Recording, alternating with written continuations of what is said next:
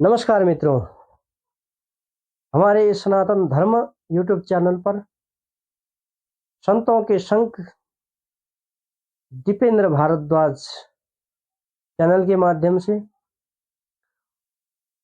आज हम आप लोगों को गृहस्थ में कैसे रहें इसके बारे में चर्चा करने जा रहे हैं। देखिए, हम सभी गृहस्थ हैं। अब संत जो होते हैं वो तो संत ही हैं, भगवान के प्रत्यक्ष रूप हो गए।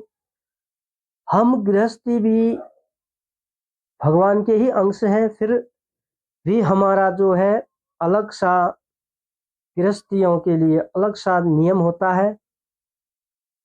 हमारा जो काम कर्तव्य होता है वो अलग होता है। अब देखिए, जो है कलयुग में संत का जो पुण्य होता है, संत जो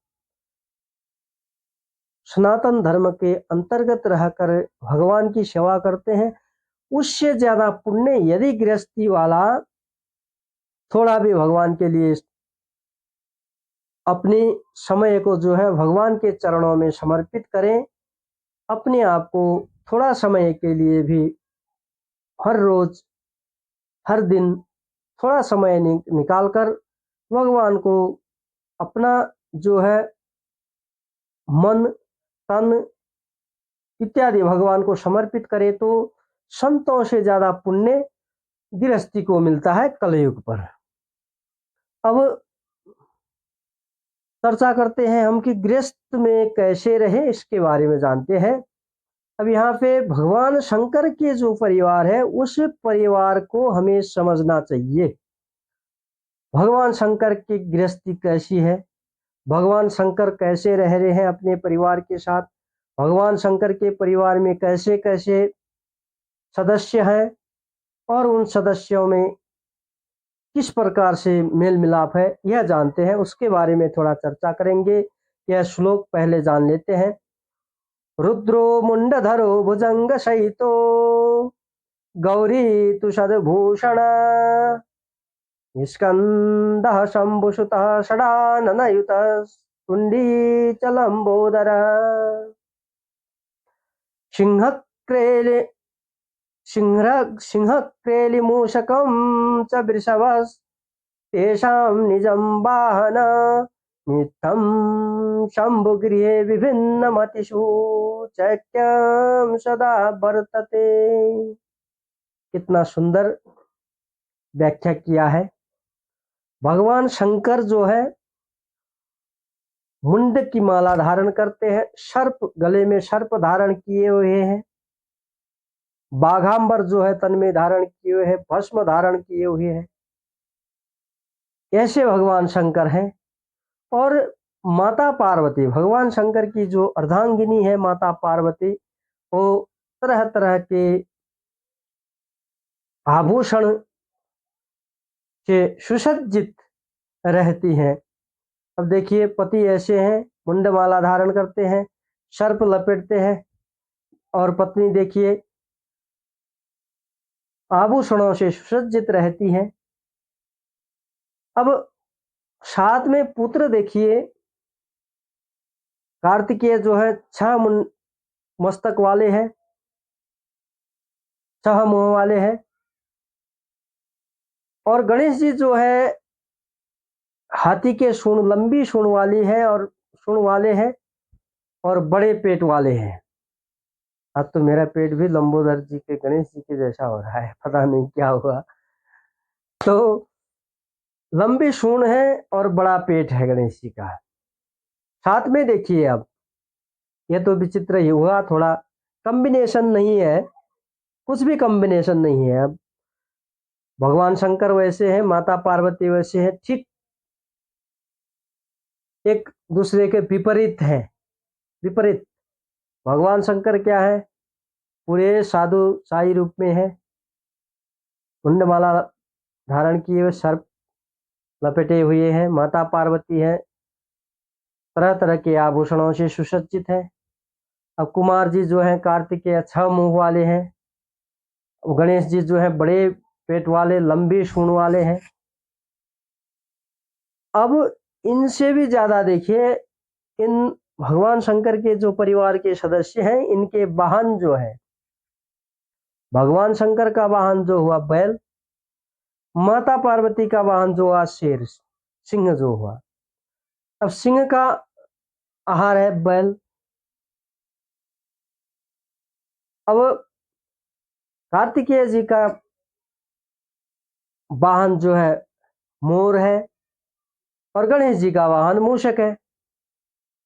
अब यहाँ पे देखिए कॉम्बिनेशन, वहीं पे सिंह शेर भी रह रहा है, वहीं पे बैल भी है, जो कि बैल शेर का आहार है, सिंह का आहार है।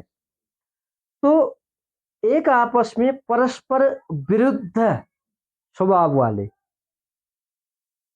होकर भी भगवान शंकर के परिवार जो है, उस परिवार में सदा सर्वदा के लिए एकता रहती है। कभी भी वहां क्लेश उत्पन्न नहीं होता, कभी भी वहां वैर भाव उत्पन्न नहीं होता। आप लोगों ने इतने पुराण हैं, शिव पुराण है, गणेश पुराण है, स्कंद पुराण है, और भी सारे पुराण हैं, श्रीमद् भागवत कथा है, रामायण है, महाभारत है, वेद हैं हमारे। तो कहीं भी कभी भी आप लोगों ने ऐसा लिखा हुआ नहीं देखा होगा, और ऐसा कहीं भी नहीं सुना होगा कि चलो भाई भगवान शंकर के वाहन को माता पार्वती के वाहन ने कल रात खा लिया। ऐसा कभी नहीं सुना होगा, क्योंकि वहां पे क्या है कि भिन्न परस्पर विरुद्ध स्वभाव वाले हैं, फिर भी भगवान शंकर ने जो है सबको मिला के रखा है, सदा सर्वदा एकता हुई है। तो अब यह उदाहरण क्यों है आप लोगों के लिए, मेरे लिए, हम सभी के लिए, हमारे परिवार में भी ऐसी एकता होनी चाहिए। हम सनातन धर्म प्रेमियों के बीच में भी ऐसी एकता होनी चाहिए। अब यह एकता कैसे हो सकती है, संभव कैसे होता है, इसको जानना चाहिए हमें। यह एकता तभी होगी जब आप लोग, मैं और हम सभी लोग दो चीजों को अपने से, अपने मन में दो चीज ध्यान में रखेंगे। दो चीज क्या है? पहला चीज, अपना जो भौतिक सुख भोग है उसको त्याग करना है।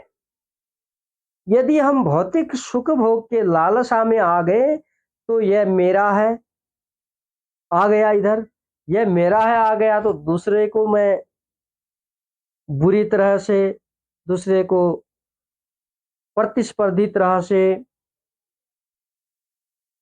देखना शुरू कर लूंगा, और मन में क्रोध आ जाएगा, तो कलह उत्पन्न हो जाएगा, क्लेश उत्पन्न हो जाएगा। तो भौतिक सुख भोग को त्याग करना है पहली चीज। और दूसरा चीज क्या है? इसके साथ साथ अपने अभिमान को भी त्याग करना है। दो चीज त्याग करनी है, दो चीज तो त्याग करने हैं। अब ये त्याग करने वाले चीज दो हो गए। अब दूसरा चीज, एक चीज क्या है त्याग करना है? त्याग क्या करना है? भौतिक सुखों को त्याग करना है अपने। दूसरा, अपने अभिमान को त्याग करना है। उससे बड़ा मैं हूँ, उससे ज्यादा ज्ञानी मैं हूँ, उससे ज्यादा पढ़ा लिखा मैं हूँ, उसके से ज्यादा धन मेरे पास है, उससे ज्यादा धन मैंने कमाया है। ये सारे चीज जो है अभिमान के चीज है। उससे ज्यादा पढ़ा लिखा मैं हूँ, ये सब क्या है? अभिमान की चीज है। तो इसको भी त्यागना होगा, इन दोनों चीजों को त्याग करना होगा। और तीसरा, दूसरा जो है, अब एक तो त्याग करना हो गया, त्याग में दो चीज आ गई। दूसरा चीज जो है, दूसरे का जो है, दूसरों का हित और सुख को,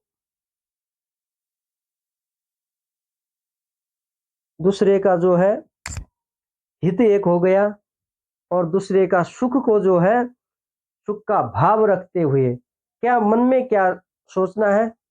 दूसरे की भलाई के लिए सोच रखना है और दूसरे को सुख प्राप्त हो आपकी तरफ से, हमारी तरफ से और किसी की भी तरफ से दूसरे को दुख ना पहुँचे, कष्ट ना पहुँचे, यह भाव रखना है।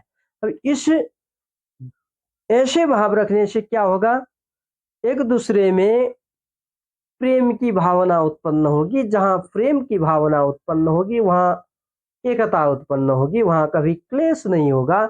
इस तरह भगवान शंकर के जो परिवार है, भगवान शंकर के परिवार ने हमें एक ऐसी शिक्षा दी है जिसके कारण अगर हम इस शिक्षा को अपने जीवन में लागू करेंगे तो हमारे जीवन में कभी भी क्लेश उत्पन्न नहीं होगा, विवाद उत्पन्न नहीं होगा, झगड़े उत्पन्न नहीं होंगे और हम सभी एक परिवार की तरह रहेंगे, सदाचार, सुखी और एक आपस में सहयोगी की भावना से ओतप्रोत होकर हम रह सकते हैं। यह भगवान शंकर का परिवार से हमें इतनी अच्छी बात है, इसको अपने जीवन में उतारना चाहिए, इसको अपने मन में, अपने